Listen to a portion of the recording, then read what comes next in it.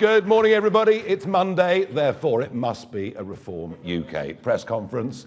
I do hear rumours that one or two members of the press don't even bother to take their passes off now. So many conferences do we do. Before the main event today, a couple of quick comments. I am quite a good friend of Reza Pahlavi. Quite what the final settlement would be in Iran, if this revolution succeeds, I don't know, but I do believe him to be a positive and helpful influence.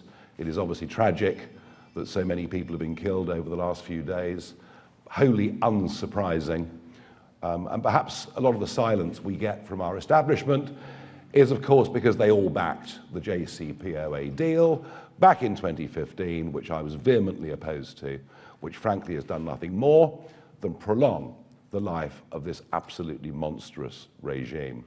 Also, quickly want to touch on our friends in Brussels and the Farage clause.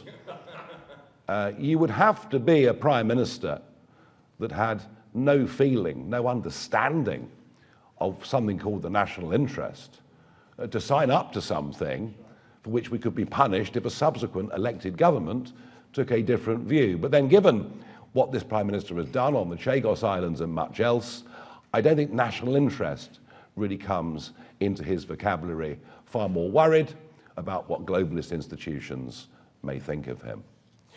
Now, today we are announcing a very senior political figure and business figure who is joining our team. I know that the sketch writers will go on saying that we're a one-man band. It doesn't matter how many women we get elected. It doesn't matter how many senior figures from all walks of life join us. For some reason, the one-man band narrative seems to have stuck, but it's nonsense, I promise you. So before I introduce our guest for today, our new defector today, I'm going to show you a short video about who he is.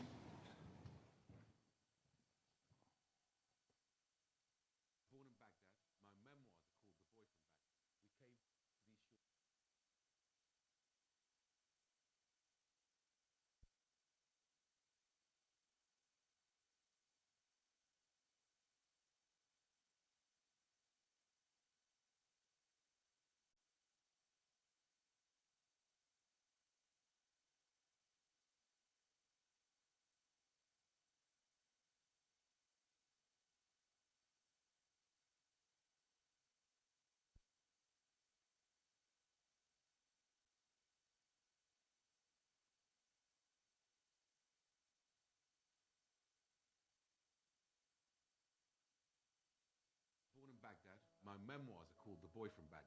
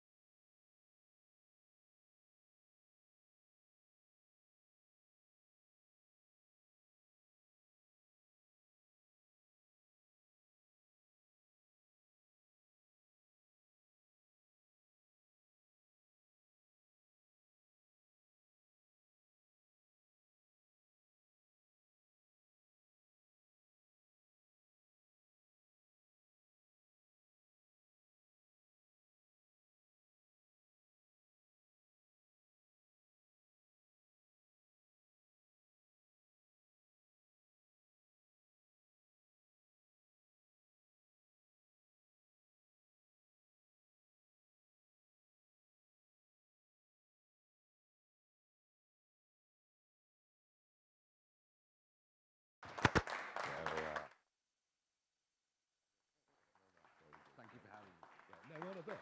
Lovely room, isn't it? Thank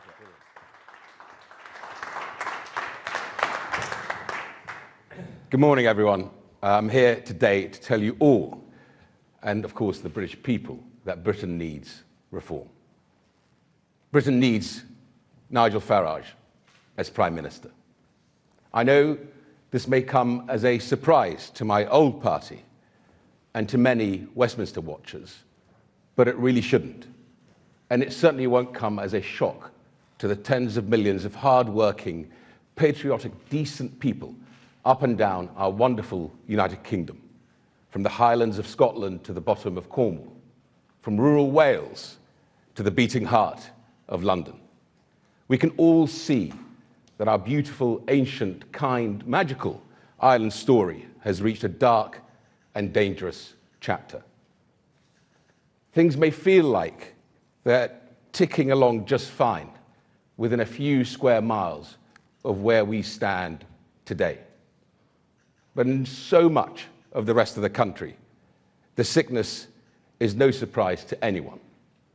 To anyone trying to get a doctor's appointment, to anyone who wants to express an opinion, whether on X or even just down the pub, to anyone who wants their children to be taught facts, not harmful fictions at school, to anyone just trying to earn a living and not get crushed into the dirt by ever-growing taxes. Even if you don't yet realize that Britain needs reform, you know in your heart of hearts that our wonderful country is sick. How many of you at home have thought to yourselves that nothing works today? I know I have, and I have it a damn sight easier than most people. That is why I'm standing here today as the newest member of Reform UK. I could very easily spend the rest of my life back in business, which I've been enjoying since leaving Parliament 18 months ago. Many will know that I have done some, from the beginning of the most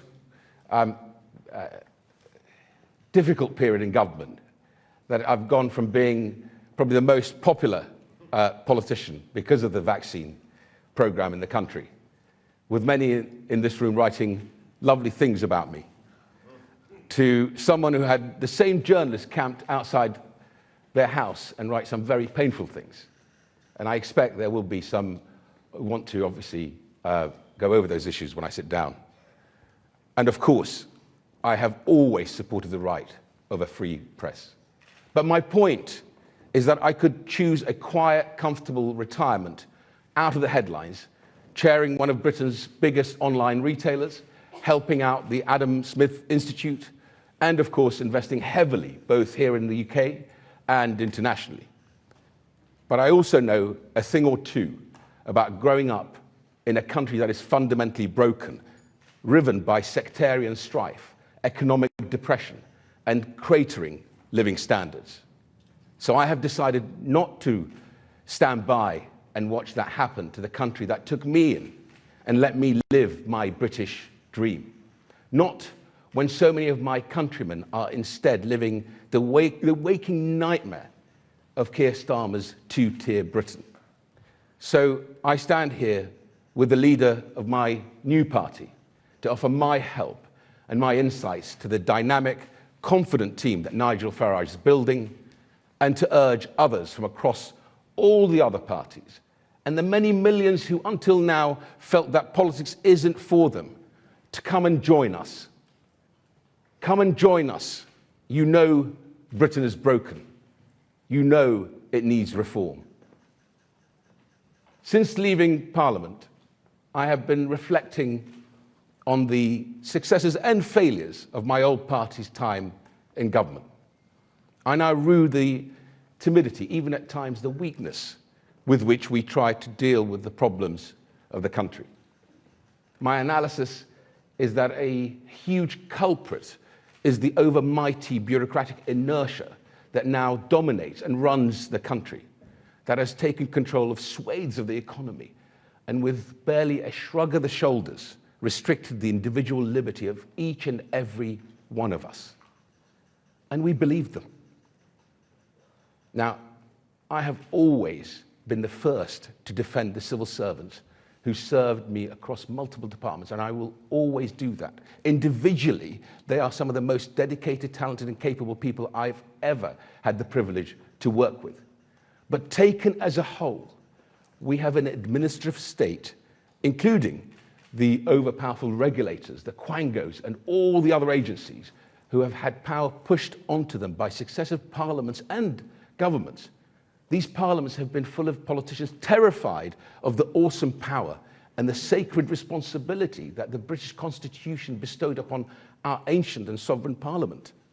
This has meant that we have ignored the words of John 9:4, to work the work of the day while we can, because the night is certainly coming. So it is time for another glorious revolution to get us back to a fully sovereign parliament, and where the government really is the government. For that, my friends, Britain needs reform. My old party, and by definition, to some extent, me personally, should share some blame for the continuation of the Blairite constitutional vandalism and our failure, to coin a phrase, to take back control from the entrenched powers of the unelected bureaucracy. Now, Conservatives did some important work, stabilizing the economy in the early years after Tony Blair's and Gordon Brown's destructive reign, reforming education and welfare, supporting Ukraine, and of course dealing with the pandemic as well as we could. But failures on mass migration, failure to strengthen our armed forces, or even protect special forces from insane government lawyers, and bad virtue-signaling legislation that has made us less competitive and less prosperous, to name but a few. These have provided me with painful lessons learnt that I will, I hope, benefit this great new team.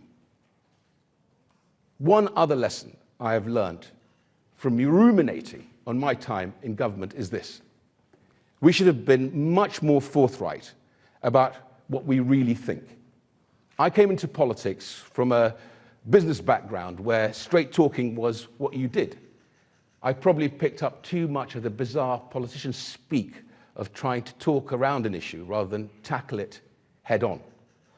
So I'm going to be open about my real unvarnished fears for the country, because what has happened in the last 18 months has terrified me.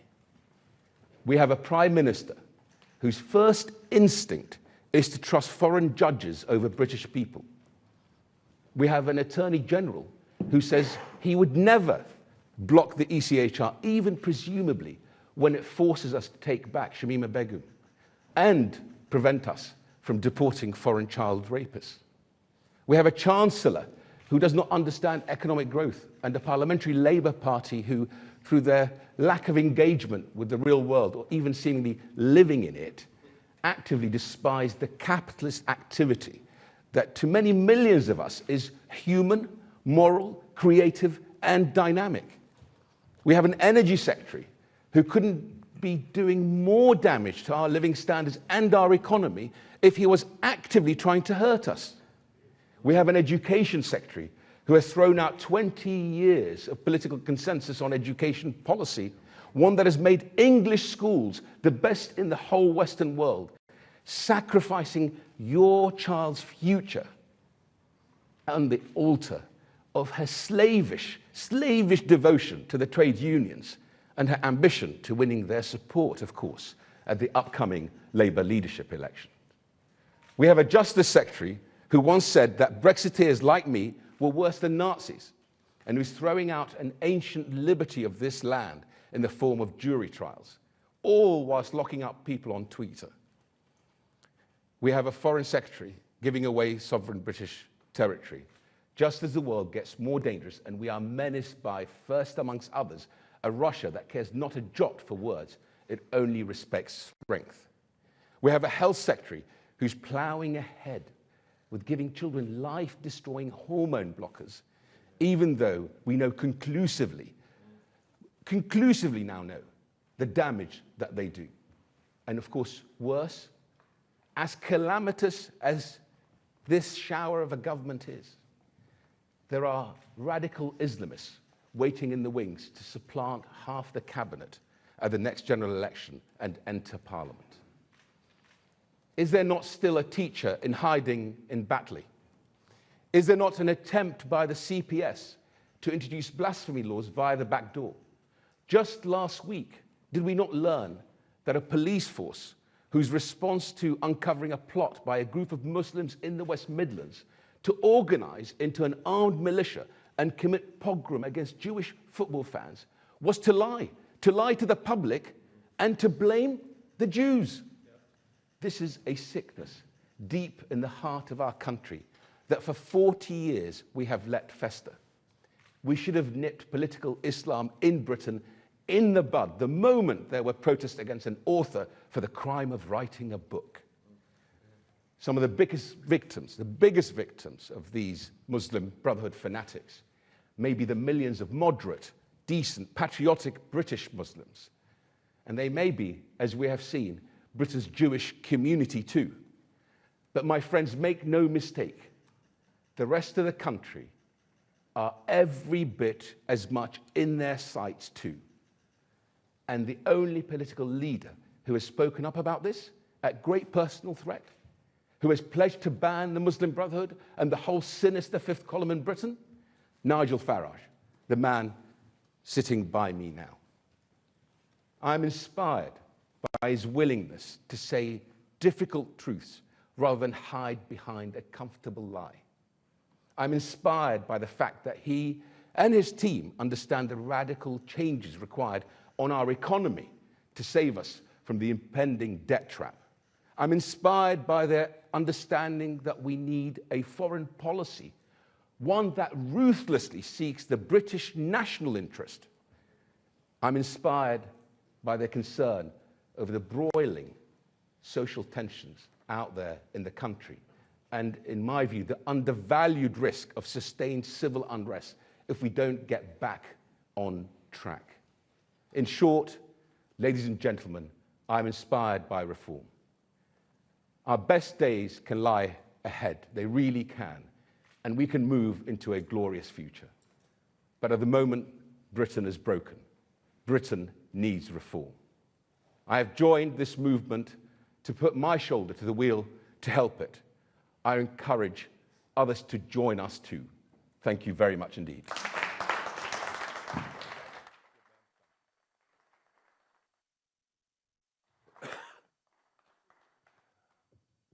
Nadhim, thank you and welcome on board. Right, we have the usual list of questions, beginning with Ian Watson from the BBC.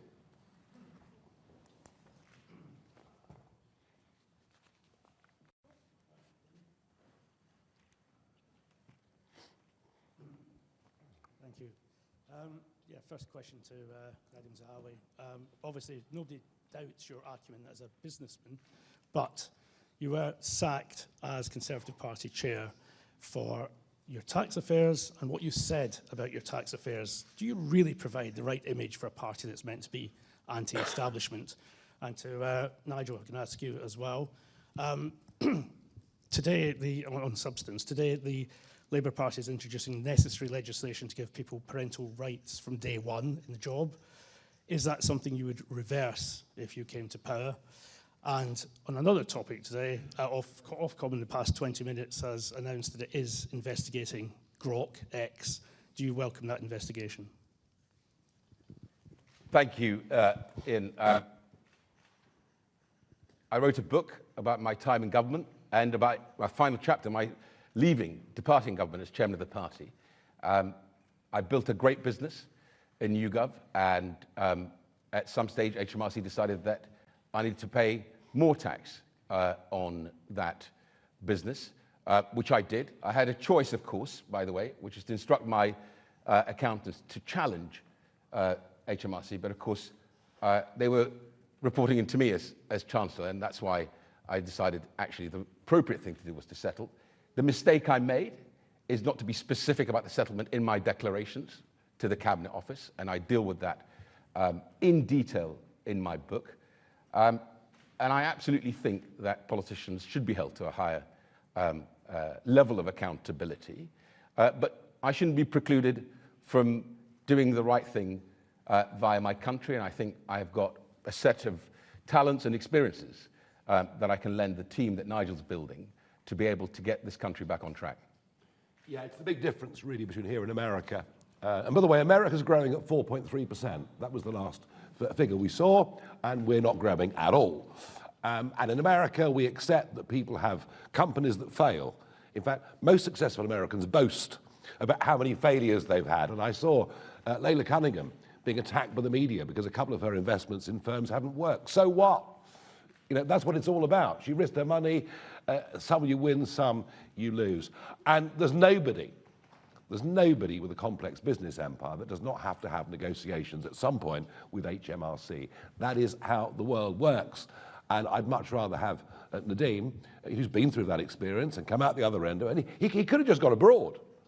He could have just disappeared for a few years and not paid any tax, which, by the way, increasingly is what people are doing.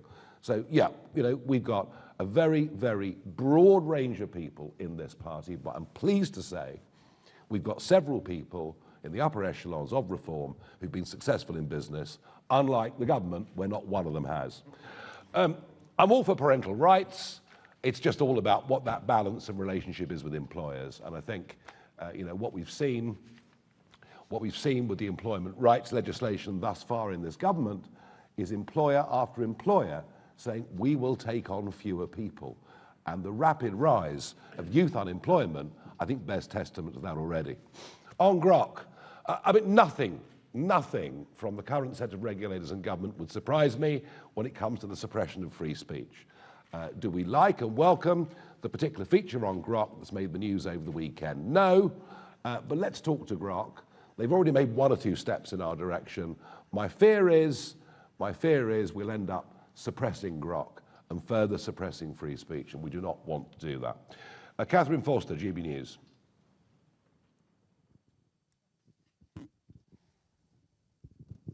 Thank you, Catherine Forster, GB News. Nadhim Zahawi, a few years ago, you tweeted, "I'm not British-born, Mr. Nigel Farage. I am as British as you are. Your comments are offensive and racist. I would be frightened to live in a country run by you." Why the change of heart? And this was 2015. Oh, quite recent then, thank you. Yeah. Well, just asking about the change of heart. And also on Iran, Mr. Farage, would you support Britain potentially supporting US military involvement in Iran, and also us possibly prescribing the IRGC? Thank you. We should have prescribed the IRGC years ago, just as we should have prescribed the Muslim Brotherhood years ago, and I've been saying those things clearly and consistently for many, many years, and I've reiterated them in recent times. I cannot believe the stupidity of Obama, the European Union, the British Foreign Office, and some of your former colleagues who went along in 2015 with this JCPOA deal. It's been a disaster. It's freed up tens of billions of dollars for the Iranians. What have they used it for? They've used it to fund the Houthis, Hezbollah, Hamas. These are massive self-inflicted wounds. And so I've always felt vehemently opposed to this. We went for regime change against Saddam. We went for regime change against Gaddafi. The regime change we've always needed is in Iran, where the wonderful Persian people, with all their amazing talents, have been kept in this theocratic, brutal regime. I very much hope President Trump acts in the next few days. We don't know how many have been killed. It could be perhaps as many as 2,000, I'm told, before coming to this press conference. So would I support military action against the IRGC, the Revolutionary Guard, on the ground in Iran, so that the good guys can win this revolution? Absolutely, 100%. Catherine, good on you for digging out a tweet from 11 years ago. But all I would say to you is, if I thought this man sitting next to me was in any way had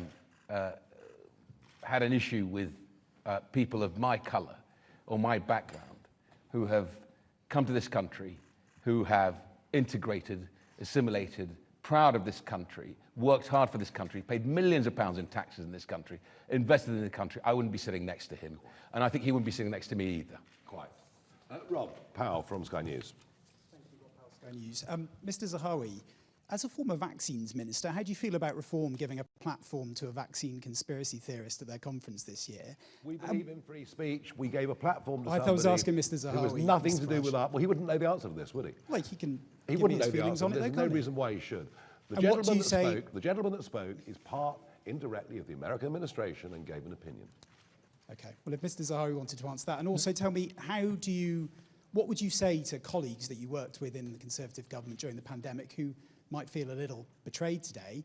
And Mr. Farage, if I may as well, in 2022, when Nadhim Zahawi was appointed Chancellor, you said, "I thought Zahawi had principles, but tonight we learned all he's interested in is climbing that greasy pole." Are you now greasing that pole for your new colleague? If you look at the clip, you will see that I profess to be a fan. You did. Of Nadhim. I very publicly said I'm a big supporter of this guy. And there was a period of time when I thought, perhaps, if he became the leader of the Conservative Party, things might start to look a little different. So I was a fan, openly, publicly professed fan. I was disappointed that he decided to join what I saw as a failing government at that moment in time. But I've always been a fan of his. Rob, I think you walked into that one. But thank you, Nigel, and thank you for the compliment. Look, ultimately, I reiterate again, I wouldn't be sitting next to Nigel if he thought that what we did on vaccine was in some way a failure. Quite the opposite. He's always said to me that what we were able to do was to harness the best of Britain, both from outside the civil service and from the civil service. Brigadier Phil Prosser, the great of our military, the great Emily Lawson, who came out from outside government to come and help into government, was something that he admired. But I have to say to you, and Nigel just gave the details, rightly so, because I wouldn't have known the details about their party conference. I have to say to you, I prefer a party conference and a party that is open and believes in free speech and allows their members, their candidates, to debate openly and to actually have substantive disagreement but come together and then move forward with a strategy, real clear strategy, than parties that don't allow that in the way the Labour Party is behaving and they behave at their party conferences. Maybe worth talking of vaccine rollout, remembering, maybe the Prime Minister's watching, we were only able to do what we did in the speed that we did it because we were not members of the European Union and all the associated medical bodies. All right? And that all seems to have been forgotten. We had the freedom to move and to act. And what Nadhim proved during that is this bloke gets stuff done. And if we head on and win the next general election, we're going to have a lot of stuff to do, including him. Thank you. Shihab Khan, ITV. Shihab Khan, ITV News. Nadhim Zahawi, you were a Conservative councillor, you became Chancellor, and you've now defected to Reform UK. You had previously said that you would be uncomfortable living in a country that was led by Nigel Farage. Given your dynamic, moving opinions, how can we trust a word that you say now? And Nigel Farage, a question for you. There's been a lot of talk about social media being banned for those under the age of 16. Is that something that you would be supportive of? Good question. Go on. Shihab, look, I'm going to sound like a broken record. I wouldn't be sitting here if I thought that Nigel Farage wasn't someone capable of leading the country, of becoming Prime Minister. And I'm sitting here because I have observed Nigel Farage in work, in operation, with world leaders, where not only was I impressed, but also watched him push back when he needed to. None of the sycophancy that you see from the current Prime Minister with the way he's behaving internationally. Chagos Islands comes to mind on that one. And that's why I'm sitting here. The nation will make up its own mind. I could easily, as you heard me say in my speech and Nigel repeated, just sit at home and do nothing. I think the country is facing a national emergency on the economy, on our open borders, on what is happening in parts of the country which I genuinely worry about, that could actually tip over into civil unrest. And I could just walk away, but I chose not to, and that's why I'm here. I 100% support the ban on smartphones in school. 100% support it. Yeah, leave them in a locker as you go into the school, maybe take them out lunchtime break, I don't know, but I 100% support that. When it comes to banning things, I'm not very keen generally on banning things. My answer would be, let's see where Australia is in 6 months' time. Let's see whether this actually works. Now look, we have laws, of course, about what age you can start drinking. I mean, do those laws actually stop people drinking under 18? I'm not sure they do. I would say, let's see the Australian experiment, let's see how it works, and then make our minds up. Thank you very much. Martina Bett from The Sun. Thank you very much. Martina Bett from The Sun. Given a lot of attention has been paid to social media and youngsters, I would like to know if you thought that worklessness among young people, mental health crisis, and social media are linked. And if so, given you're against a social media ban for under 16s, what would you propose to do to tackle it? I didn't say I was against it. I said there's an experiment that's been started by the Australians, and let's see whether it works or not. I mean, I think that's a perfectly reasonable position to come in. Look, worklessness amongst young people is terrible. It's awful. Too many of them are being told they're victims. We have ADHD diagnoses that are, frankly, multiple times what they ought to be.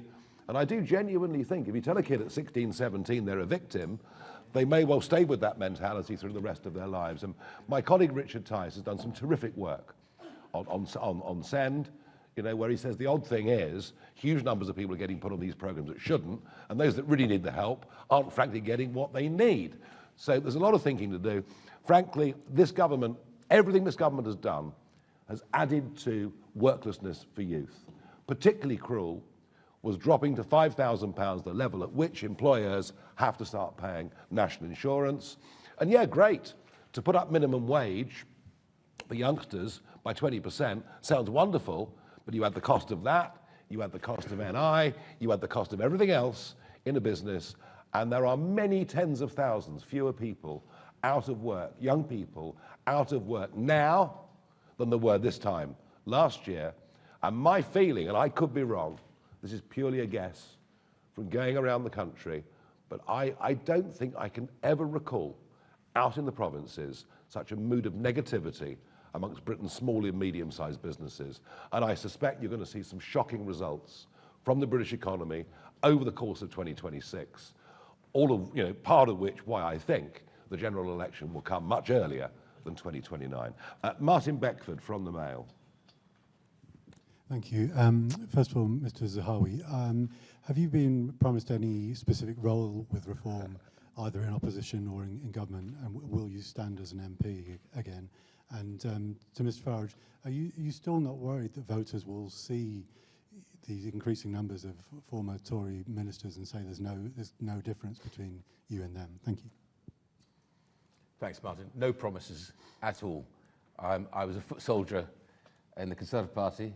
I am now a foot soldier in Reform UK because I genuinely believe the country cannot afford a decade of Labour government. And the only real hope for us of removing this government is to get behind Nigel Farage and his team. What's the difference between us? I spent a quarter of a century campaigning for us to leave the European Union. I had to fight the Conservative Party tooth and nail all the way through, apart from a few individuals who were able to break cover once the referendum hove into view. I have, since 2004, been against the mass expansion of the European Union to 8, then 10 former communist countries, because I realised, whilst we get some great people, frankly, the population surge would put pressure on housing, pressure on public services.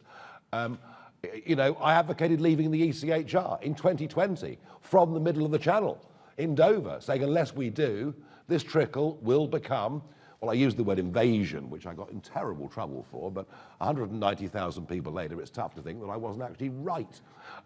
Net zero. Richard and I have campaigned against net zero for goodness knows how long. They put it into law. So the differences are enormous. And when people like Nadhim come to us and say, look, we did one or two good things, but hands up, we got a lot wrong.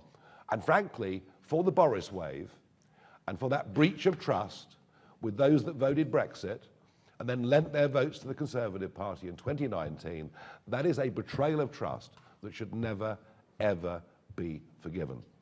So, no, we are not going to become the Conservative Party 2.0, but our weakness is we lack front-line experience.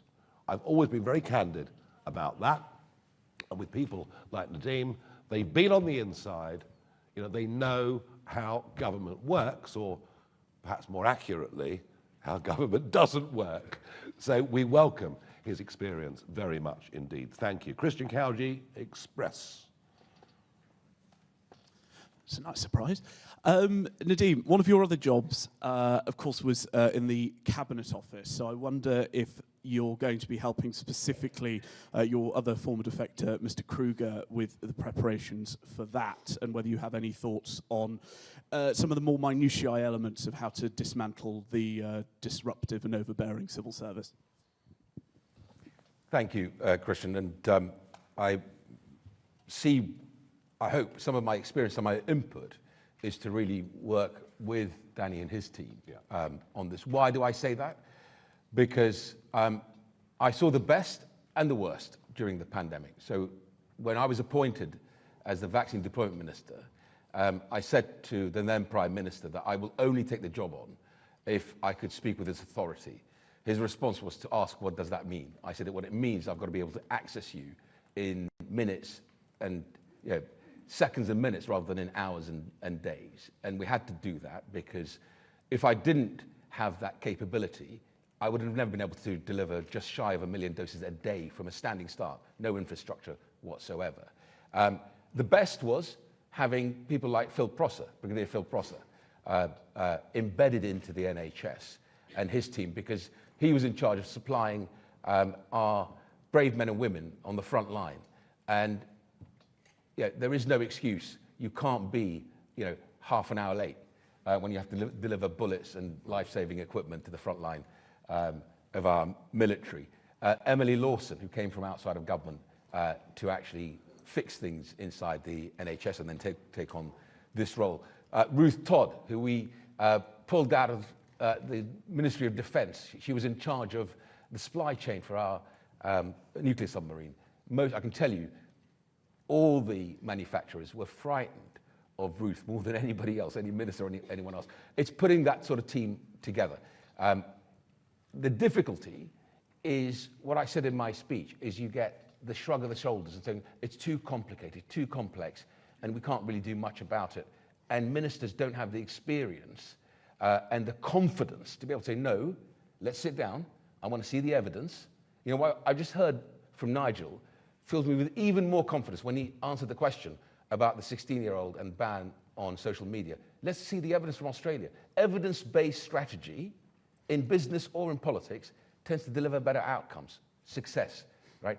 When we move away from that and start playing politics and start playing, oh, well, Minister, you can make an announcement tomorrow, but it's just an announcement to sort of get you out of the way, then things go wrong. One of the other jobs, of course, that Nadhim did for the Conservative Party was to be the chairman of it and to raise a huge amount of money. And we're hoping he'll do much the same for us, amongst other things. Sorry about the pressure, but there we are. Tony Diver from The Telegraph. Hello, Tony Diver from The Telegraph. Mrs. Zahawi, on this point about COVID vaccines, I hear the point about free speech, but the doctor previously mentioned told Reform's conference that the vaccines that you rolled out may have caused the King's cancer. And he was described by David Bull as someone who worked with him to write Reform's health policy. So do you reject those views? And if they have shaped Reform's health policy, will you try to change it? I think you'll find David Bull actually spoke about vaccines on Friday night at our event that we held down at the Excel Centre with just shy of 3,000 people launching our London campaign. And I think you'll find, if you look at what Dr. David Bull, our chairman, said, how proud he was of the work actually for centuries that London had done and led the way in with vaccines. And as Nadhim said previously, we get all sorts of speakers from all over the world, some of whom have different opinions. Can I just come in for Tony? Please. I expected more from you, right? That was a really stupid question, right? And it doesn't even deserve an answer. So try again next time. Right, Dan Bloom, Politico. I'm the nice guy here, you know. I mean, Thank you, Dan Bloom from Politico. Mr. Farage, I heard what you said there on Iran. More generally, when it comes to sort of Donald Trump's worldview, he's obviously, in some ways becoming the sort of interventionist president overseas. Do you feel that him being the sort of the world's commander-in-chief more generally is not a thing that you would agree with? And Mr. Zahawi, I will try one more time with a stupid question. Did you seek any assurances from Mr. Farage or anyone else about Reform's policy on vaccines before you joined? Right, let me take that again. I still think it's a stupid question, and I'll tell you for why. I know you want to persist on this because you just heard from the leader of the Reform Party that David Bull spoke about this and was very clear on this, and you're still going on about, were vaccines efficacious or not.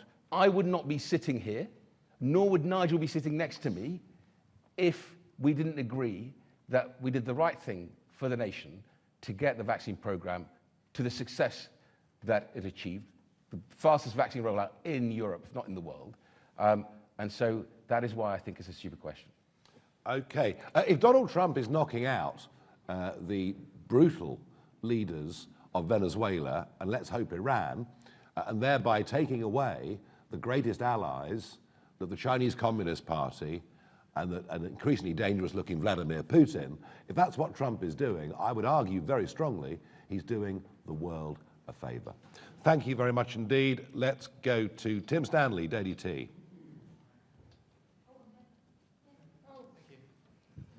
Tim Stanley, Daily T. Are you a one-man band? Joke, clearly, joke. Clearly. Right.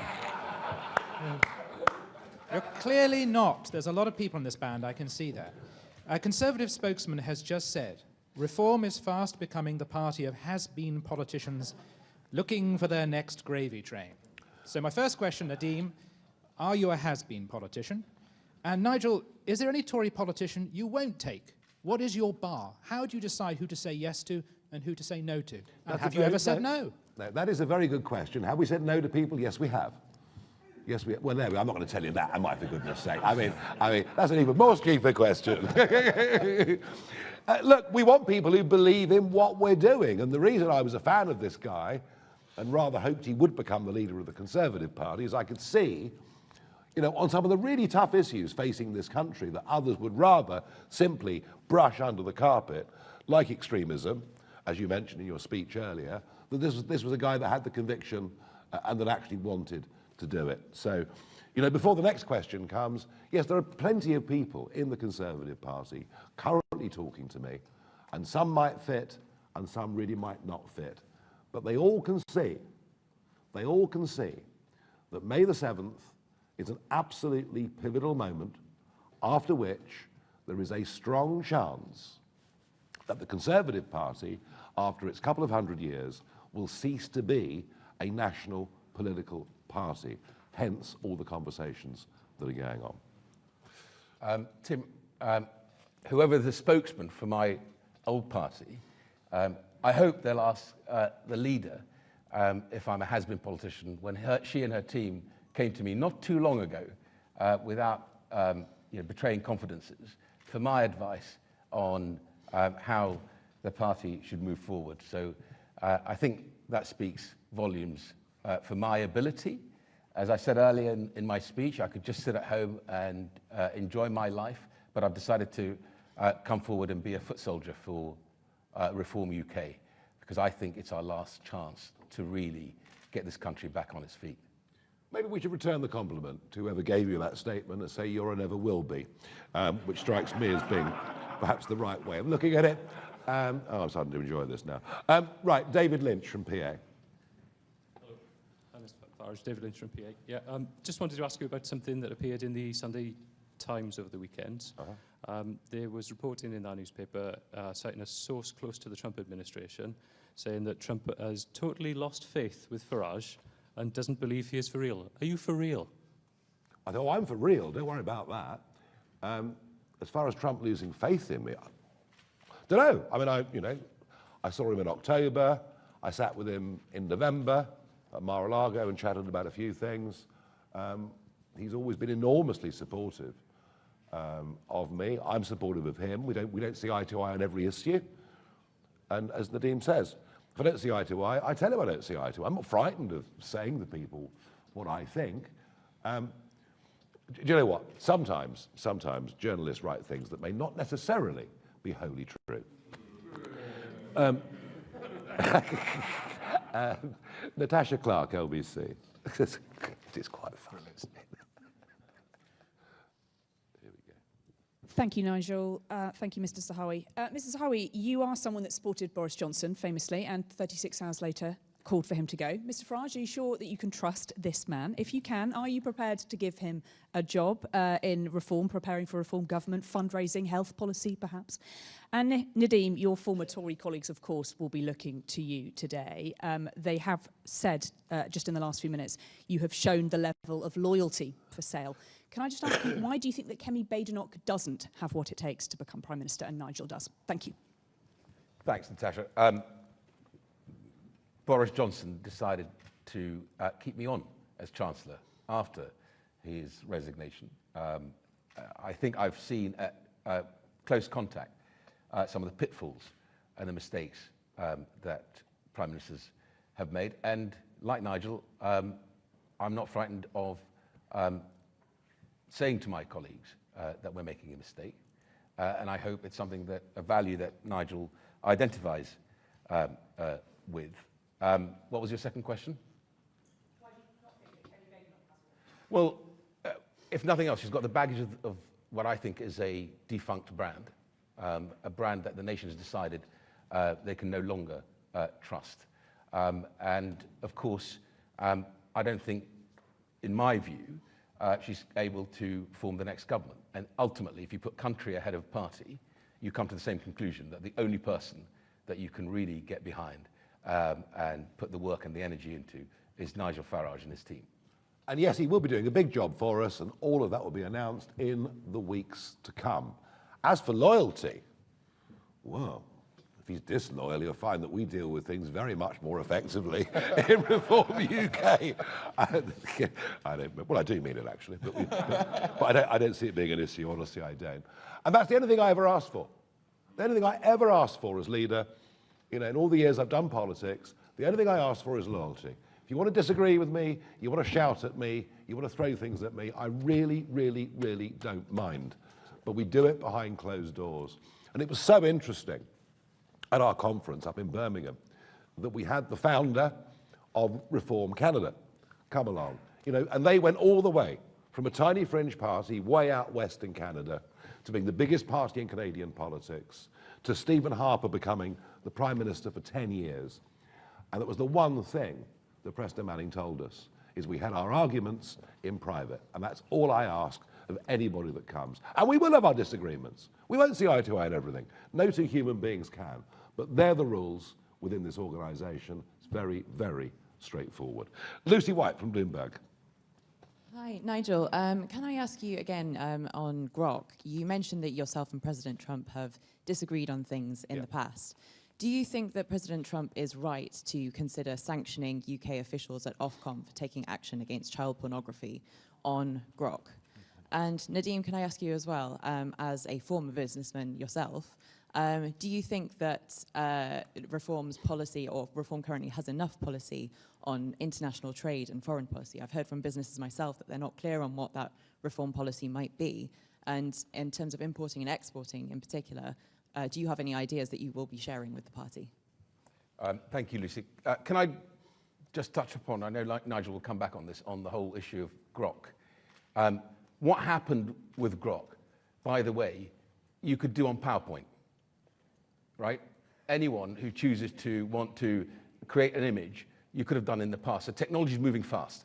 What you don't do, in my view, is take a heavy-handed approach and start banning stuff, right? What Nigel said is absolutely spot on.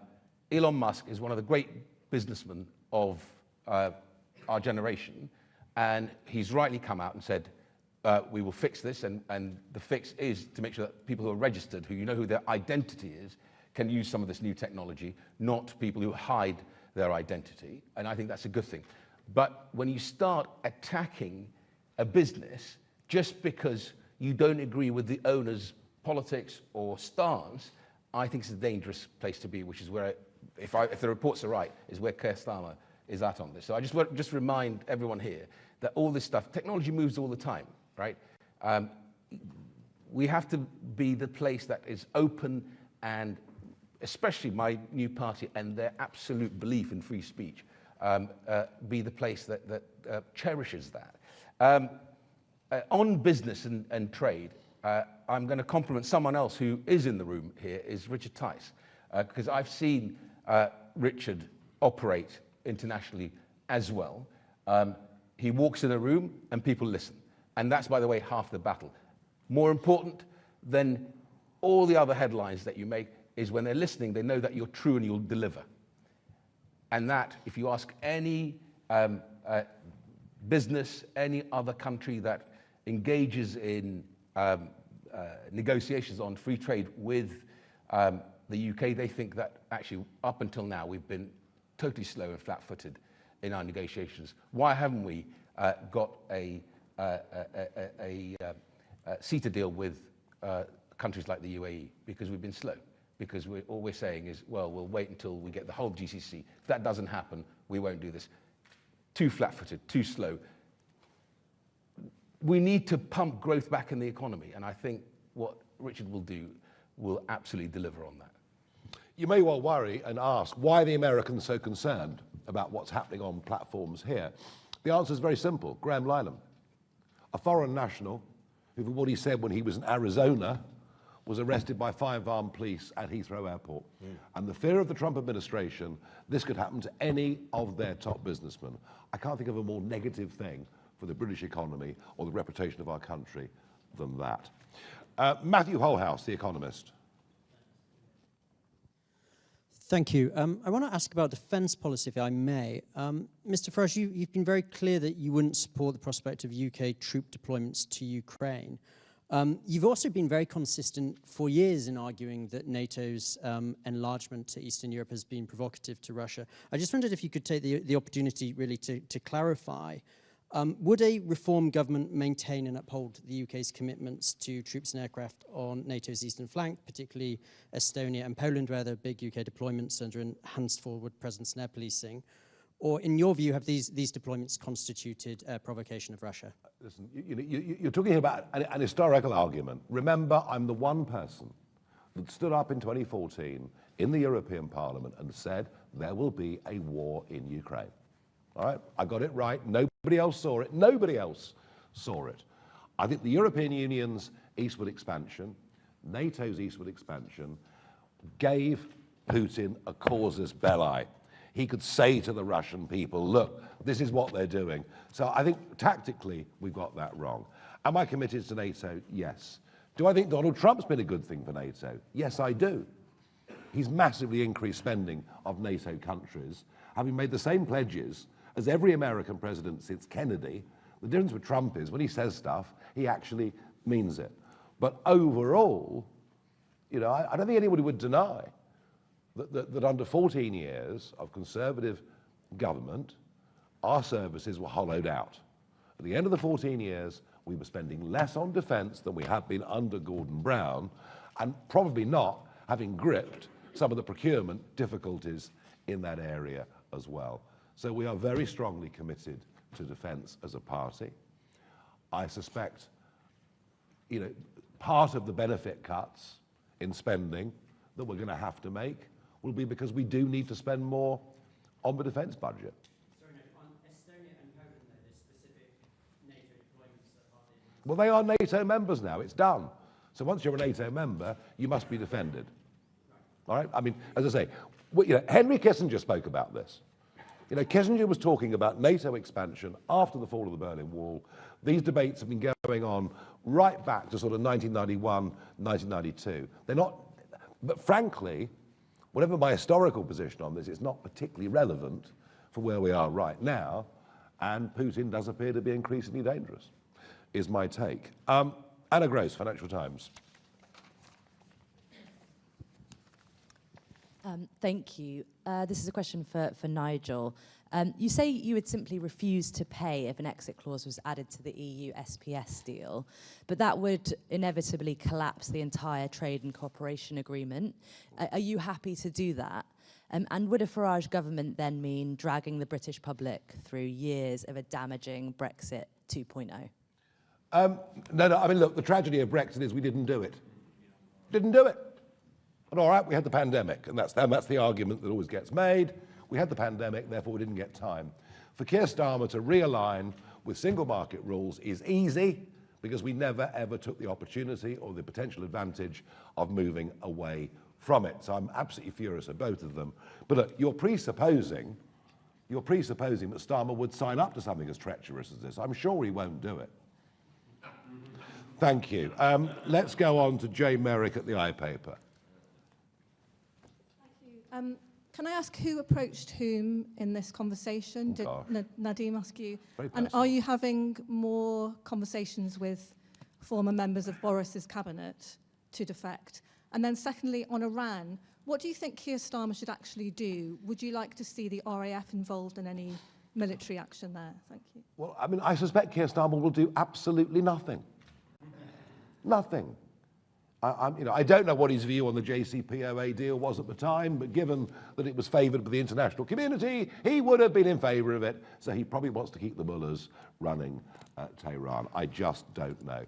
Having conversations with all sorts of people, Jen, as I said earlier, there is a growing realisation that May the 7th is not only the most significant electoral date between now and the next general election, but it could well be a day that reshapes politics in a way that, frankly, on the centre-right has not been seen ever, frankly. Nigel and I have known each other for a very long time, and I think it's when our very good mutual friend, Nick Candy, decided to support Nigel was the beginning of our conversations together. Nick has done a phenomenal job, by the way, in raising some of those millions for you, and I will see where I can help as well. But in December, I allowed my membership to the Conservative Party to lapse because I wanted to reflect. And over the Christmas period, I came to the conclusion that genuinely the country faces a national emergency. And if, as I've always done through my life, because what this country's given me, I wake up every morning, I have to pinch myself to think how lucky I've been. And you need luck, by the way. Any businessman who tells you otherwise is either lying to you or naive. How lucky I've been to have been allowed to be in this country and to become British. Then you'll come to the same conclusion that we need this government out. If you want this government out, there's only one choice. And my colleagues will have to reflect in my old party. And I think, as Nigel just said, the local elections are going to be a very big moment for reform and for the future of this country. Yeah, we're getting there. Robert Hutton, the critic. Hi there. Question, first of all, for Mr. Farage. Last week, you said you were very troubled by what was going on X. You seem to be moving to a position that child porn on demand is just something we're going to have to live with. Don't you think that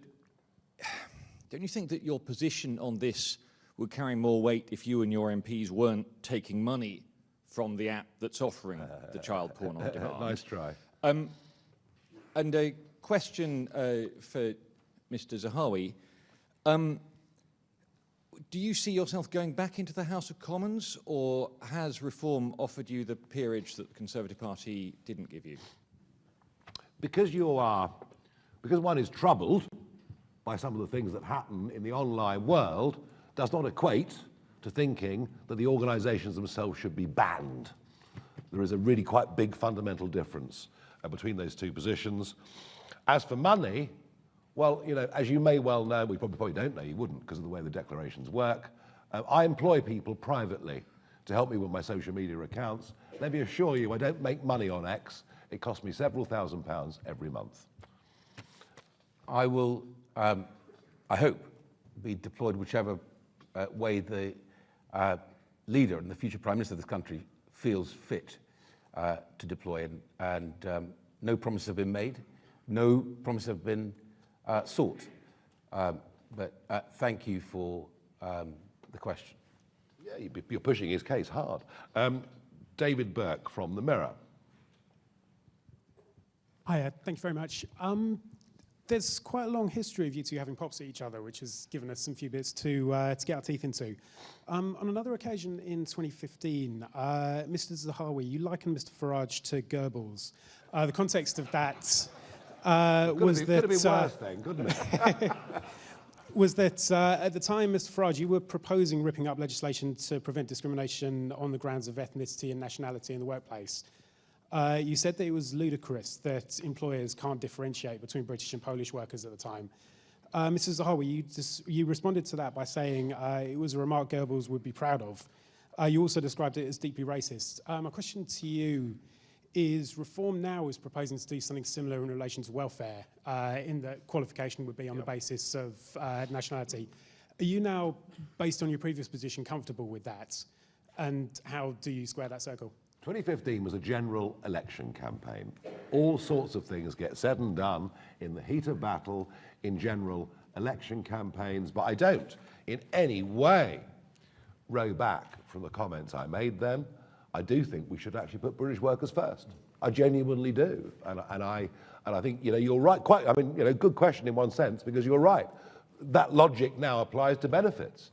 We should not be paying out wholesale benefits to vast numbers of people who come from overseas and who, when they get indefinite leave to remain, of course, are allowed to bring their extended families. And I think these are the arguments of common sense. And I think, look, when my family came to these shores, we came here because we were determined to integrate. My parents were proud monarchists. They wanted their children to grow up with a real passion and commitment to this country. What has happened, in my view, in recent years, with, dare I say, the sort of the Treasury orthodoxy that all immigration is good for the economy, has completely distorted the cultural life of this country, the fabric of this nation, and the economy. You know, we should be focusing on GDP per capita, on people contributing. And now, when I travel around the world and see countries who do it well, who bring talent, if you're willing to bring your millions of pounds to this country, we're going to welcome you in Reform, right? If you're willing to come here and build an AI business or a manufacturing business, whatever you're going to build, we're going to welcome you. If you're a net contributor, we're going to welcome you. But what has happened is that all was swept aside, and everything was about, let's just open the doors, because the modeling says the bigger the influx, the bigger the GDP. Not true. And that is, for me, is where the evidence has led. And when you see the evidence, you change your mind.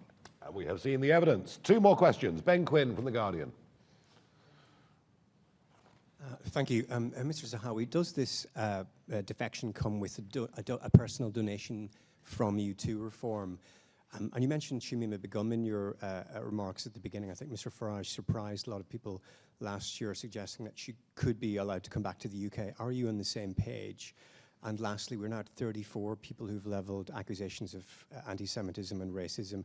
Can they all be dismissed as fantasists or political operators? 34 people, and that's to both of you, please. Thank you. You know, even the quotes that have been read out today of things that Nadhim might have said about me in the 2015 general election campaign just shows you that actually these accusations of racism, isms of all kinds, get thrown around every single day. In fact, they get thrown around so much that, frankly, they almost become meaningless, I'm afraid.